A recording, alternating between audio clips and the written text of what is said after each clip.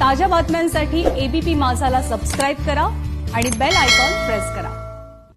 आणि कोरोनाच्या पार्श्वभूमीवर मुंबईच्या समुद्रकिनारी यंदा छटपूजेला बंदी घालण्यात आली आहे। दरवर्षी मुंबईतील जुहू चौपाटीवर मोठ्या प्रमाणात उत्तर भारतीय बांधव पूजेसाठी एकत्र येतात, परंतु मुंबईच्या समुद्रकिनारी छटपूजेला बंदी असल्यामुळे मोठ्या प्रमाणात पोलीस बंदोबस्त तैनात आहे। पोलिसांसोबतच राज्य राखीव दलाचे जवान सुद्धा चौपाटीवरती पाहायला मिळतात।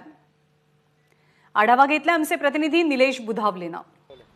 कोरोना व्हायरसचा प्रादुर्भाव वाढू नये यासाठी महाराष्ट्रात सार्वजनिक ठिकाणी येऊन छठ पूजा करण्यास महाराष्ट्र शासनाने बंदी घातलेली आहे। मी सध्या जुहू चौपाटी परिसरात आहे।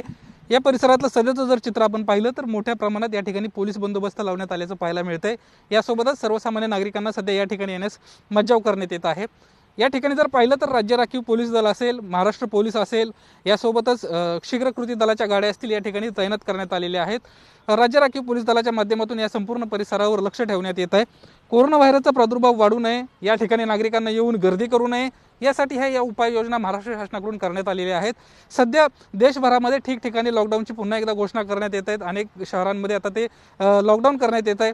हीच बाब महाराष्ट्रात देखील होऊ नये, गर्दी वाढू नये, कोरोना व्हायरसचा प्रादुर्भाव वाढू नये यासाठी अशा पद्धतीची सोयी अशा पद्धतीचे उपाय महाराष्ट्र शासनाकडून आपल्याला करण्यात येत असल्याचं पाहायला मिळतंय।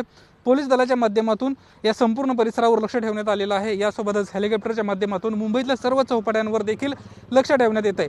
अनेक ठिकाणी हे भाविक पूजेसाठी येऊ शकतात, हे भाविक पूजेसाठी येऊ नयेत, गर्दी होऊ नये यासाठी अशा प्रकारच्या उपाययोजना पोलीस प्रशासनाकडून करण्यात आल्याचं आपल्याला पाहायला मिळत आहे।